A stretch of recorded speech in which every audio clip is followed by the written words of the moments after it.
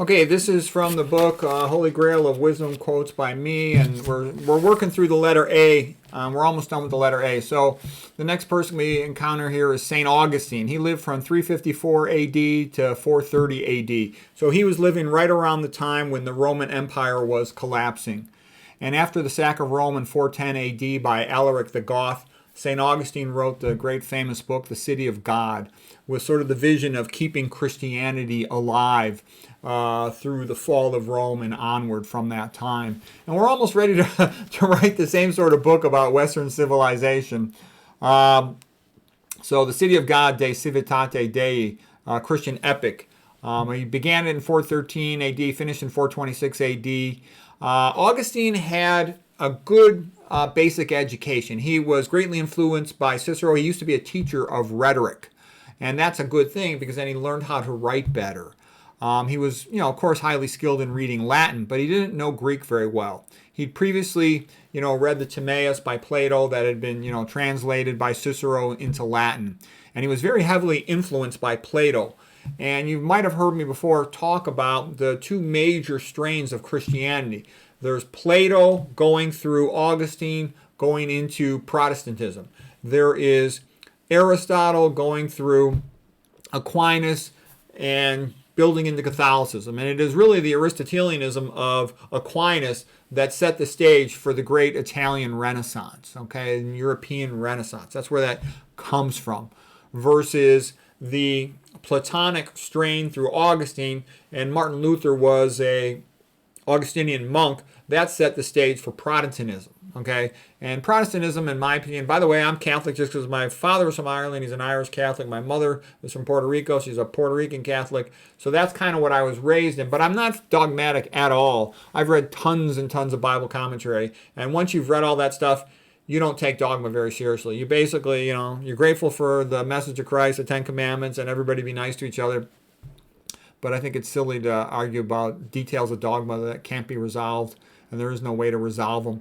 Okay, but anyways, be that as it may, I do like the idea of Catholicism. Catholicism is a lot more enjoy your time on earth, and hopefully we'll go to heaven, but let's enjoy our time on earth and be nice to each other. Protestantism is a little more bleak, saying you must do this, you must do this. Puritanism came out of Protestantism, okay? Some of the things that are interesting, you get into the whole, where does salvation come from? We're not going to get into all that. The idea of, so Martin Luther said it comes from faith alone. And then there was the Pelagian heresy that saying that a man can do it by good works. And then there's the book of James saying that you need both. You need faith and good works. Okay. But there's going to be some interesting stuff here. So I won't go into all the religious stuff because I know most people would be quite bored by that. But I do think there's some good moments. When Augustine, he had gone back and forth studying different religious faiths, different perspectives on religion. And he had a moment where he heard a voice in his mind's eye, tolle legge, tolle legge, tolle lage, pick up and read, pick up and read. And he randomly picked up the Bible and opened it to a verse. And it said to him, do not waste your life in drunkenness and orgies, and put on the mantle of Christ and follow the way of Christ. It says, do not engage in revelry and drunkenness or lewdness and lust and strife and envy. Okay, so then he decided to be good. He converted at that point. That was a big conversion story of St. Augustine. Okay, some more Augustine quotes. Well, do not be overcome by evil, but overcome evil with good. And that's, I think, a good thing in Christianity. It's really just a variation on what Christ had said, which is, turn the other cheek. But the way I look at that is because I've had some situations in my life where people were very nasty to me.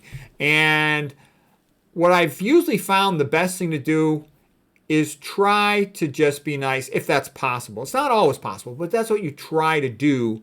Because often that way, things will cool off and you can still be friends, and that would be a good thing. Sometimes it's not possible. It's more complex than that, but that's what you aim for. Let's see, what are some of the other things here? Oh, that idea of the perfect forms from Plato, I think plays a little bit into the Platonic stream of Christianity, sort of the idea that Plato would say, the idea of the perfect form of a table in the sky is more valuable than a table right in front of you. And a little bit of this idea that things are more perfect in heaven in every way. And then, Nietzsche had said that Christianity is Platonism for the masses, so to speak. Let's see. And, he had been a big student of Cicero, and he thought Cicero was a better writer than the people who wrote the Bible. So the Bible's inspired by God, but the style of writing, not necessarily so. There's all the different types of heresies and stuff. I'm not going to get into that. I like this quote here by Christopher Matthews. He teaches a course on Augustine. He says, Augustine was the Aeneas of Roman Christianity. He carried the memories of his fathers out of the burning city in his book, The City of God. So what that means is, Aeneas was the Trojan who carried his father Anchises out of burning Troy. And then he went on to found Rome. And that's part of the idea of what a good man should do, is carry the traditions of his culture, his civilization, his society, and teach it to the young persons so that they can maintain the higher levels of civilization. Civilization is transmitted by teaching. It's not genetic or inherent. It doesn't happen automatically. And it's especially important when a society is collapsing that efforts are made to preserve the civilization. And I think nowadays it's frightening, the internet, because everything on the internet, you can just push a button and delete it. So just because it's here today doesn't mean it'll be here tomorrow. That's why I think it's good to have hard copies of music CDs, to have hard copies of books, to have hard copies of paintings or other things that you value, because they've got a better chance to make it long term. And like we talked about previously, a book will often stay alive for thousands and thousands of years, versus a lot of other things won't be around that long. Okay. Some nice paintings of St. Augustine. I went through that in my art book. We won't go in there. Now here's some stuff I like about Augustine. He does have some good quotes. St. Augustine says, believe that you may understand. And one quote, I believe in order to understand. Now, at first glance, you say, a lot of people hear that and they'll go, oh, that's BS. How can you believe something if you don't understand it? That's BS. And what I would say is, don't be so quick to jump to conclusions. Think about it. What do you say to a person with a low-fat vegan diet? You say, try it. Try it for 2 months and see how it goes. Just believe in it for 2 months and give it a try and see what happens. And it's very important they do that, because most people are like, no way am I going vegan. I won't give up meat. I won't give up, my fried whatever. And they never get better. They don't understand. No one cares about them. If they die, they become another demented, fat, sick, and stupid person. So what? They'll chop them up, make some money from them. No one cares. That's so important, because I just see one stupid chump after another. That's what happens to all these old people, and I feel sorry for them, but there's like no way to help them. It's impossible to help them the way the system's currently set up. So what I'm saying is just say, okay, well, it worked for all these skinny people in Asia. I'll eat the rice diet for 2 months. We'll see what happens. Just check your cholesterol at the end of the 2 months. Check your blood pressure. Check your body weight, Saturday morning after you void. See what happens. But you have to give it the benefit of the doubt to potentially have it work. And you'll see other things in life can be like that. Okay? Study Christianity, and you can doubt it 100%. Read The Case for Christ by Lee Strobel. Look at the beautiful pictures in my art book on Christianity, and you'll come away from it and you'll be like, how did these people do all these wonderful things? How did Christianity produce all this beautiful art? How did this guy write such a great book? He's trying to prove his wife that Christianity was fake, that it was a joke. And he's like, oh my God, he converted. He became a pastor after that. Okay, you'd be amazed how good those apologetics books are. I've read them. I read a whole bunch of them. Okay, so believe that you may understand. Believe in the low-fat vegan diet that you may understand and benefit from it. Okay, St. Augustine, our hearts are restless until they rest in you, God. And there's some truth in that, too. You won't find happiness with all this BS, staring at the wall saying, Om. And that's okay if it relaxes you, calms you down, lowers your stress, gets you to focus on that. But I never seen a great achiever who said, like, I became a great achiever by meditating, saying Om, sitting on my butt looking at the wall. No, that's what Ashok told the people to make them be obedient, to shut up and obey him, okay? There's some other good stuff I like from Augustine. That, by the way, our hearts are restless until they rest in God, until they rest in you, God, when he's talking to God. That very much reminds me of, the lines written by C.S. Lewis in Mere Christianity. We're designed to run on God, okay? We are, on Jesus. That just creates a good society, okay? And all this multiculturalism stuff, it's BS, okay? Everybody wants to move to the Western Christian society. Nobody wants to move to these other third world societies. They just don't, okay? Let's be honest about it. Do you want to do it? People come from these third world societies to a Western Christian society. They don't want to move back. Okay, and the reason why it's important for people to stand up for it is because if you don't say, I value Western civilization, it's gone. It's already half gone. It will be 100% gone very soon unless people say, this is good. We should hang on to it. We should keep it. We should respect it. This whole stuff about multiculturalism, all cultures are equal, it's so obviously stupid, it's not even funny. If all cultures were equal, where is the art, the creativity, the literature, the sculpture, the architecture from all these other societies to make it equal to Western civilization? And if you don't value it, you're going to end up with what we already have. These crappy buildings that look like animal cages with a statue of a turd in front, a modern art museum full of statues of turds. Okay, that's what happens to people who don't value their culture. They get turds, okay? So hopefully it's not going to continue to go down that path. Let's see, what else can we learn from Augustine here? The goal of our wills determines the goals of our intellects. Unless you believe, you will not understand. Yeah, I say believe in the vegan diet for a little while and study it. And then after you study for a while, then rejudge it again. See where you're at. Okay, Augustine, free curiosity has more power to make us learn than does obligation. Yeah, we learn more when we are studying something we want to study rather than being forced to study it. This is the business of our life, by labor and prayer to advance in the grace of God. Okay. The problem of our response to evil is not to return evil, but to transcend it.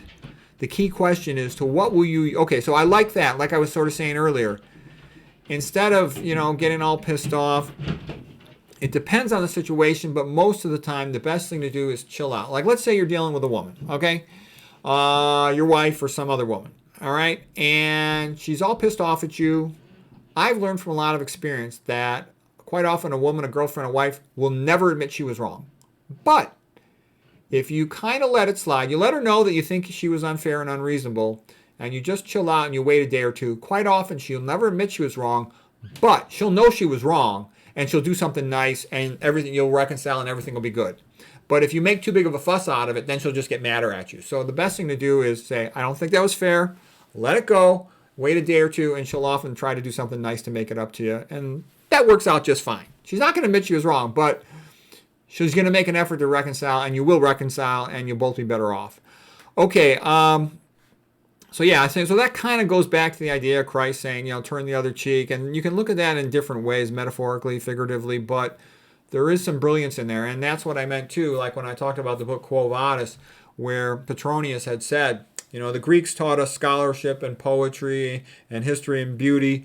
The Romans taught us power, okay? But what we learned from the Christians is forgiveness and love on a large scale, and I think that's true. And Hannah Arendt had said the same thing. What Jesus Christ, his biggest contribution to society from a layman's perspective was he brought the idea of forgiveness and love into widespread use. And that enables you, the reason why that is so magnificent is it enables you to break out of the constant feuding, Hatfields and McCoys, the tit for tat, back and forth, endless fighting, That's why it's so good.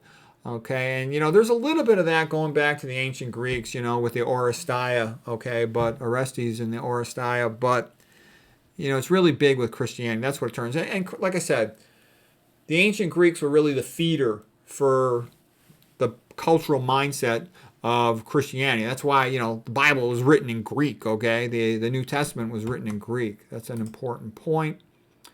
Okay, we've got just a little bit more left here on Augustine.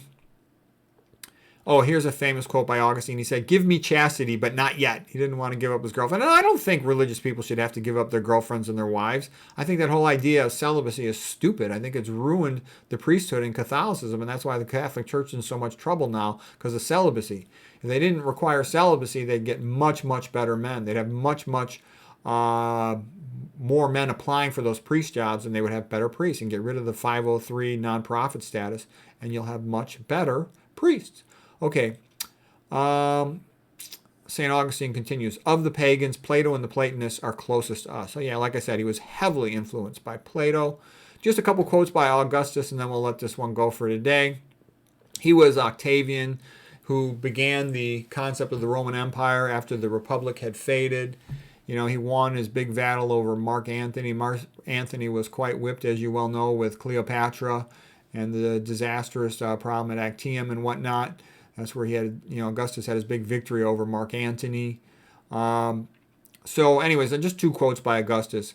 Quintilius Verus, give me back my legions. And that had to do with the Germans basically kicked their butt when they fought them in the forest. Arminius was the awesome German. He had been a barbarian, so to speak, and trained with the Romans.